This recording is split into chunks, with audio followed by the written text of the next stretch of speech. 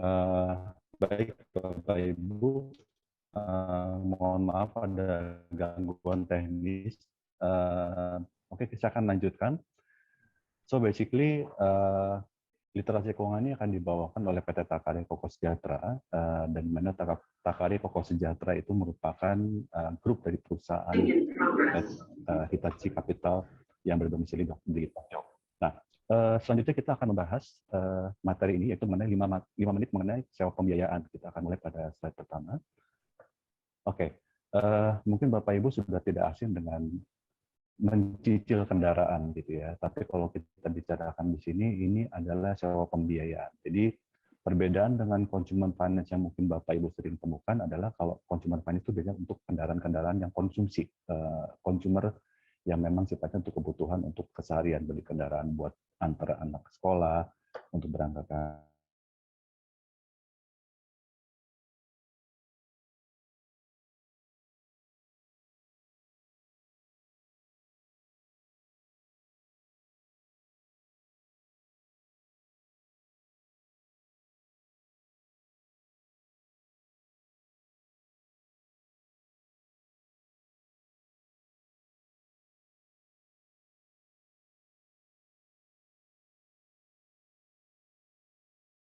Udah bisa.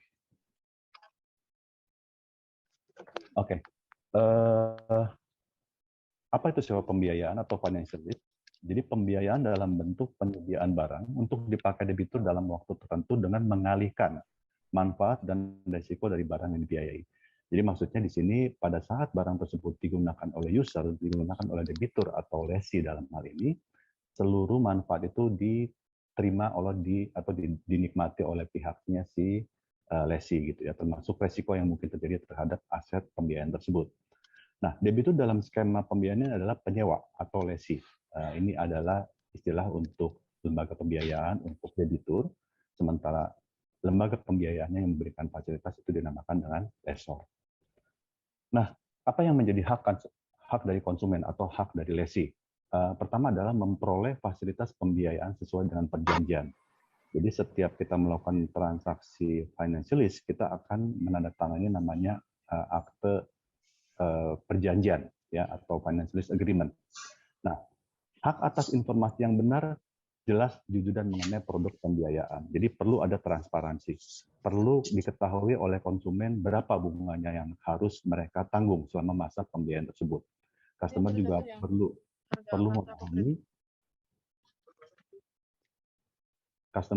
memahami atau konsumen juga perlu memahami bahwa bagaimana mekanismenya apabila ternyata nanti setelah selesai masa kontrak, apakah bisa langsung kendaraan diambil atau mungkin ada prosedur atau mekanisme lainnya. Nah, berikutnya hak customer adalah mendapat pelayanan yang benar, jujur, dan tidak diskriminatif, perlakuan yang adil. Jadi di sini tidak ada diskriminatif dalam konteks yang terkait dengan sara gitu ya. Jadi istilahnya tidak bisa kita membedakan gender, membedakan suku atau yang lain-lain. Tapi untuk beberapa case kita akan melakukan stratifikasi berdasarkan credit rating dia, berdasarkan kondisi keuangan yang kita lakukan dalam melakukan analisa. Nah, terus kemudian kita juga di sini menjamin perlindungan kerahasiaan informasi data atau konsumen. Jadi artinya di sini kita tidak boleh atau tidak diperkenankan membagikan informasi tersebut kepada pihak luar.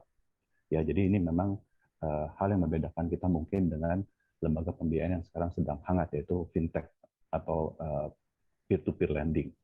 Nah, terus kemudian kita juga memiliki namanya hak akses pengaduan atau perlindungan konsumen, gitu ya. Jadi ini difasilitasi oleh OJK. Nanti Bapak Ibu bisa buka-buka itu di link dengan konsumen.ojk.co.id.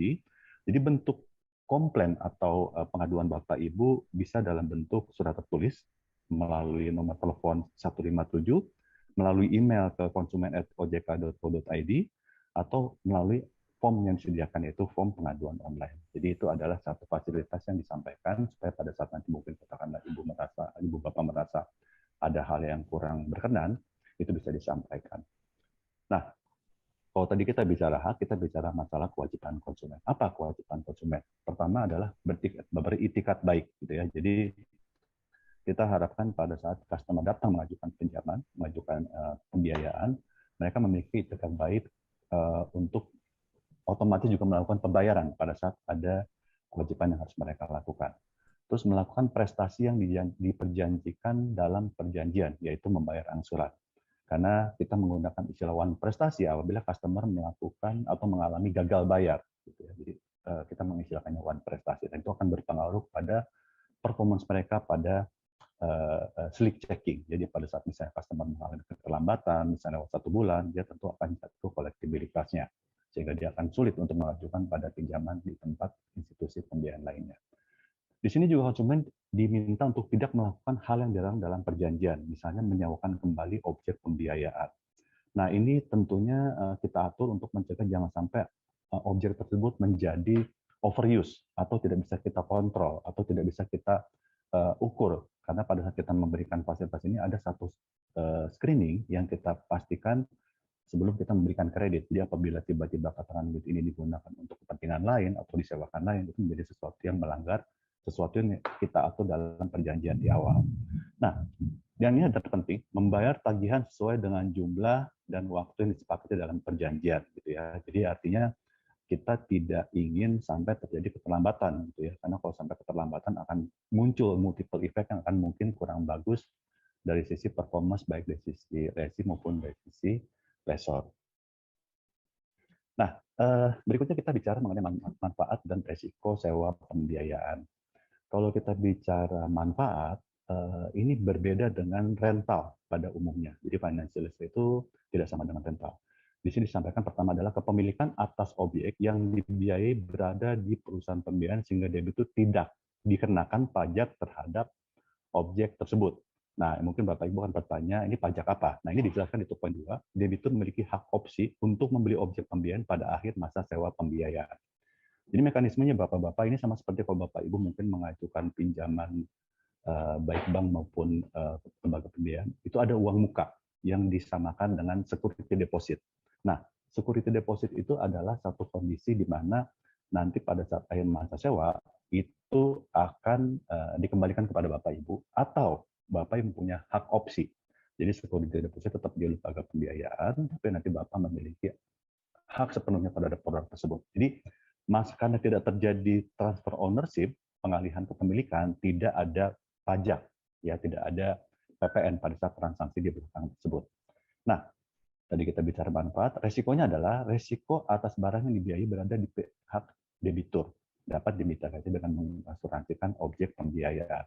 Nah, artinya apa? Kalau misalnya kita memberikan hasil pembiayaan terhadap satu produk, gitu ya, kita kan produk ini juga nanti di-cover asuransinya oleh pihak debitur.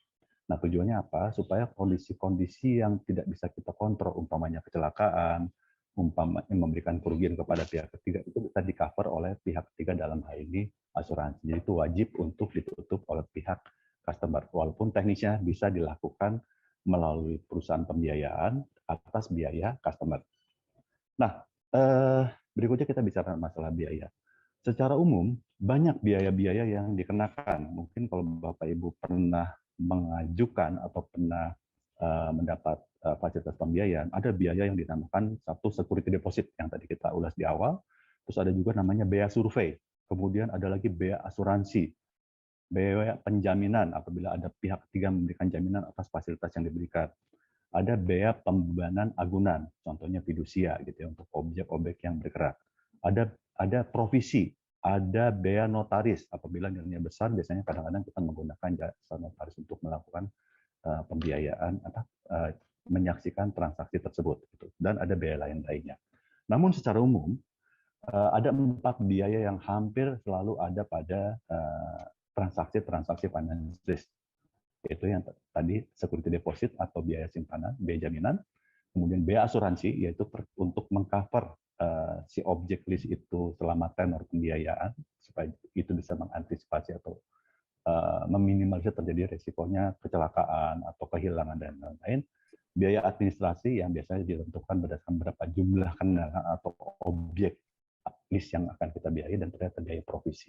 Jadi 4 biaya ini yang mungkin secara teknis perlu Bapak Ibu siapkan, karena biasanya ini akan ditagihkan di depan bersamaan dengan atau beberapa hari setelah Ibu Bapak menandatangani perjanjian sewa pembiayaan tersebut.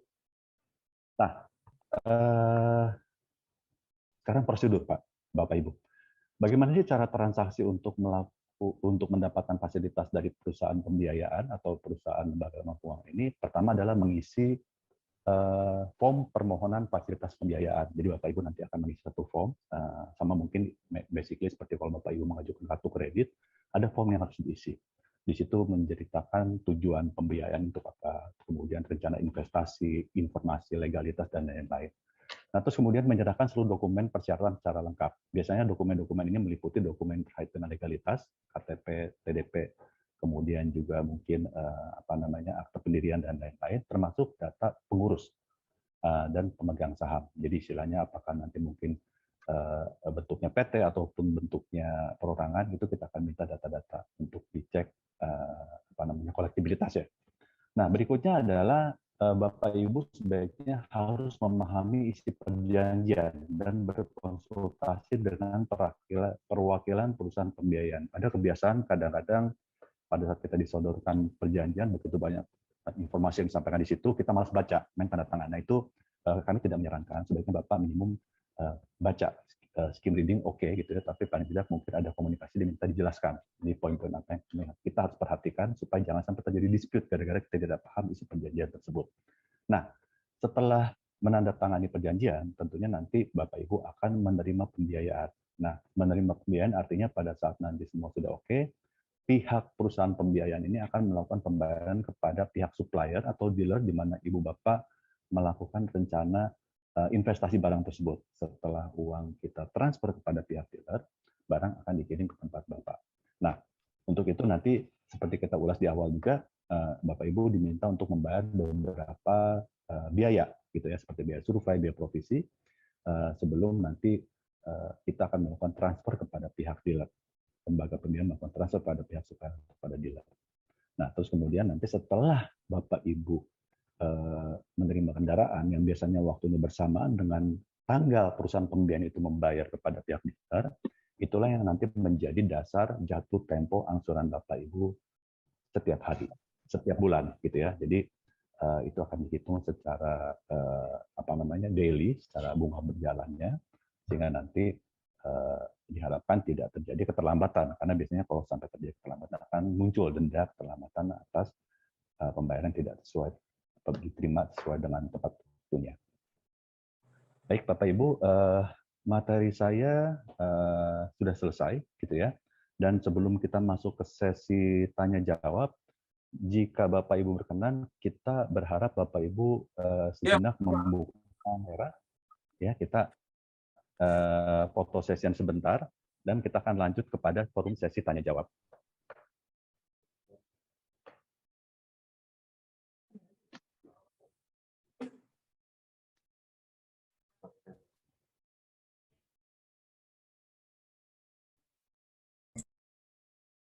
Boleh Bapak Ibu, mohon kameranya diaktifkan sebentar, kita akan foto sesi sebentar.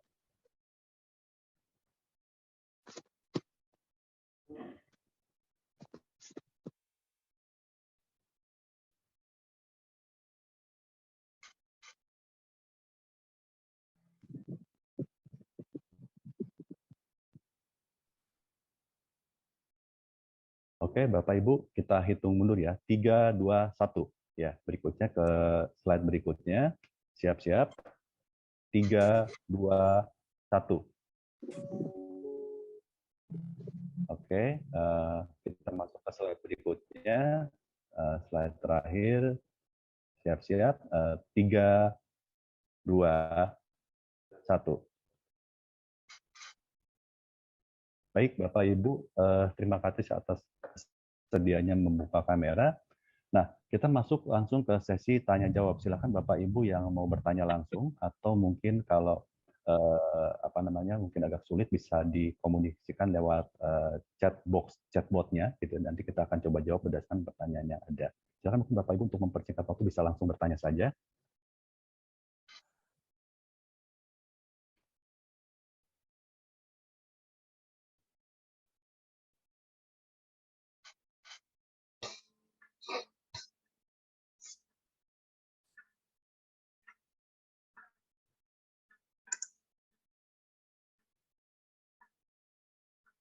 Baik, Bapak Ibu, sambil menunggu pertanyaan masuk, sedikit menambahkan perbedaan dengan consumer finance. Perbedaan lembaga pembiayaan dalam memberikan fasilitas untuk sewa pembiayaan dengan consumer finance atau lembaga atau pembiayaan terhadap barang-barang konsumsi adalah pada kendaraannya Bapak Ibu. Jadi kalau misalnya nanti Bapak Ibu mengajukan misalnya satu unit Honda HR-V, itu biasanya nanti orang mengkategorikan itu sebagai consumer financing. Itu fasilitas yang mungkin Bapak Ibu sering dengar, contohnya KKB memberikan fasilitas bunga murah untuk kendaraan kendaraan passenger car gitu ya. Nah, kalau kita bicara sewa pembiayaan, biasanya produk-produknya bukan produk seperti itu. Produk-produknya adalah produk-produk yang lebih ke produktif, artinya digunakan untuk usaha. Mungkin Bapak Ibu juga bisa membayangkan kalau misalnya tiba-tiba ada orang mengajukan pembiayaan mobil blind van hanya untuk antar jemput sekolah, itu kan tidak pas. Nah, biasanya untuk kendaraan-kendaraan itu tujuannya tentunya untuk Nah, kalau untuk transportasi tentunya kita mengajukan dalam format sewa pembiayaan. Silakan Bapak Ibu, kalau sudah ada yang ingin bertanya atau diskusi.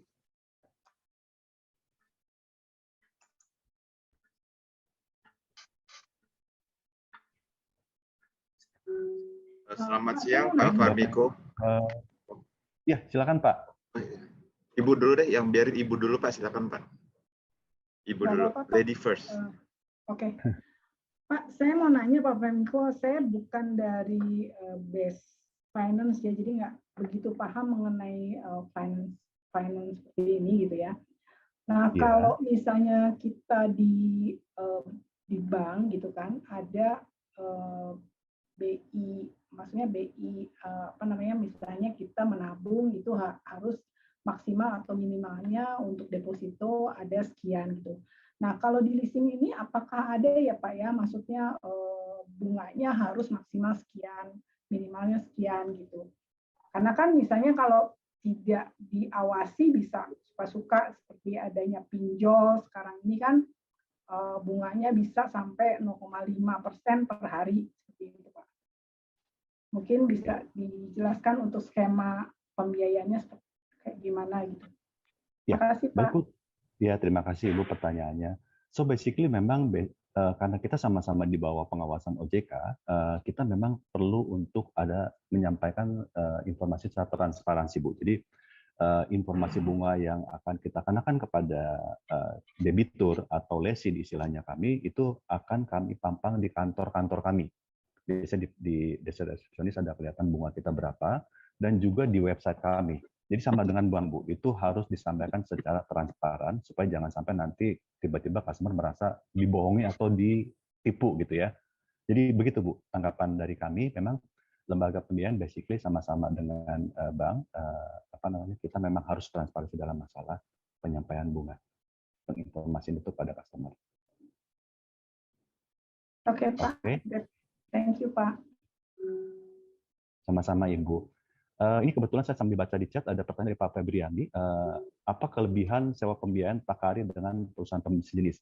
Oke, karena kita di sini konteksnya ada literasi, saya akan mencoba menjawab dalam konteks global ya Bapak Ibu ya. Jadi pembiayaan untuk sewa pembiayaan ini ada dua Pak. Ada yang corporate gitu. Biasanya kalau corporate itu untuk melayani perusahaan-perusahaan yang relatif fleet transaction, nilainya besar. Nilainya memang bukan cuma 1 atau 2 unit.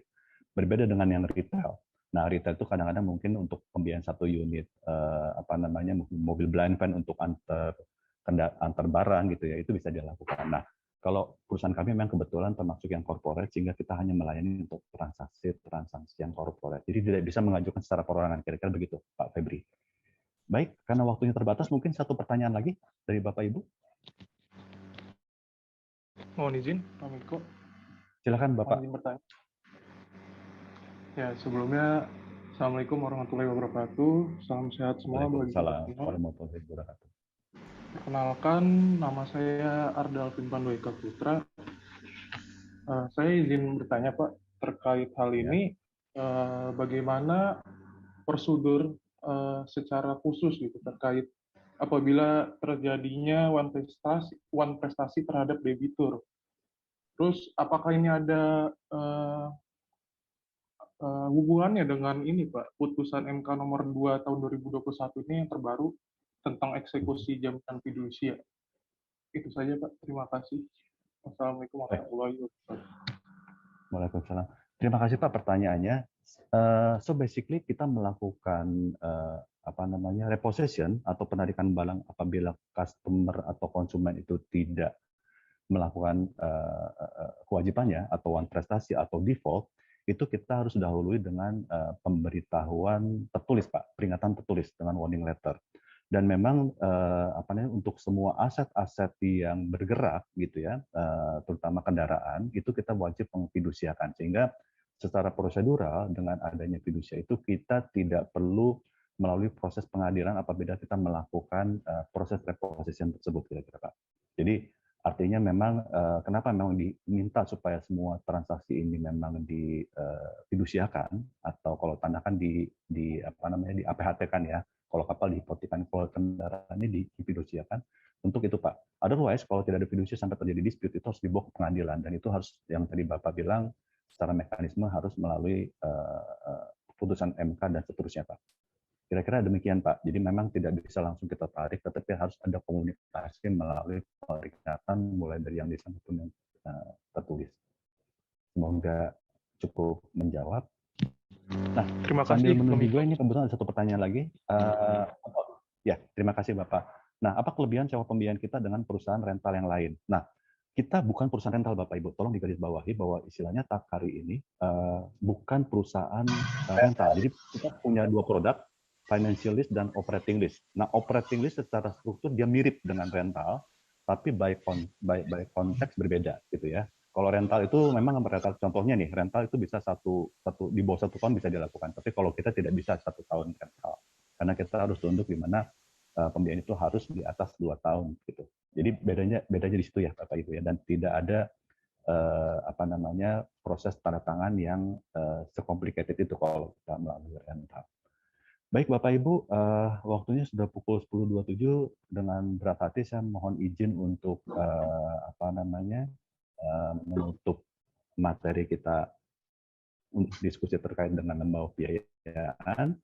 Apabila nanti mungkin ada pertanyaan yang lebih lanjut, kita bisa diskusikan melalui alamat email atau di website kami di Takari Toko Sejahtera. Atas perhatian dan waktunya, saya ucapkan terima kasih dan mohon maaf apabila ada hal-hal yang baik sengaja maupun tidak sengaja membuat acara ini menjadi kurang lancar. Terima kasih Bapak Ibu, selamat siang.